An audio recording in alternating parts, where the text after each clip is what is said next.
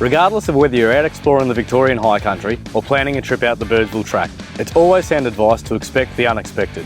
Heat affects the sand, rain affects clay and rocks, making for unpredictable and unstable conditions. It doesn't matter whether you fitted your car out with a winch or you're just planning on going and exploring some of the local tracks with your mates.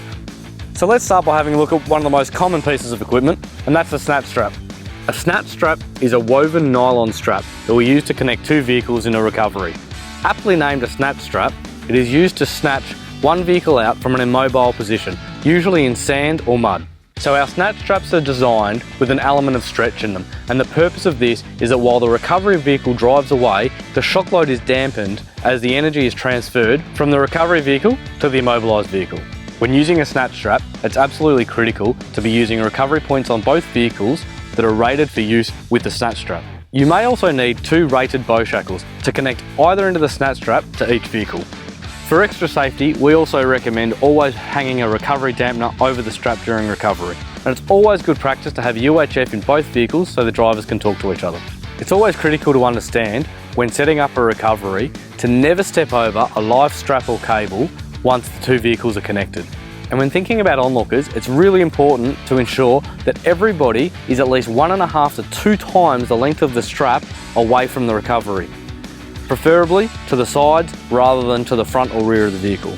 When you're laying out your strap, it's imperative to make sure that the strap has no kinks or twists in it. And between recoveries, always allow some time for the strap to reset, as continual overuse can leave the strap becoming less and less effective. Now, when you walk into your local ARB store, you're going to find yourself a range of Snatch straps of different sizes, from 8, 11 and 15,000 kilograms. So which one's the right one for you? But when it comes to Snatch straps, bigger isn't always better, and you should only ever use a strap that is 2 to 3 times the gross weight of the lightest vehicle in the recovery situation, which for most common four-wheel drives is the 8,000 kilo Snatch strap. A strap rated too high for the vehicles won't stretch properly and will deliver higher levels of shock to both vehicles in the situation, potentially causing serious damage. ARB's range of Snatch straps have a webbing which is 100% nylon and a weave that is designed to provide the right amount of stretch. Within a recovery situation, the Snatch strap is also designed to be the weakest link, as if any component does fail, the Snatch strap is the least likely to cause personal injury or car damage. To ensure that you've got absolute confidence in the product when you need it, ARB batch test 5% of all manufactured straps to ensure they meet our strict standards. But don't worry, you're not getting a used strap, as all tested straps are destroyed. Now, from time to time, your Snatch strap's gonna get fairly dirty. So when it's time to clean it, the best thing to do is to hose it down, make sure you get all the sand and grit out of it, and then leave it to dry in a shaded location.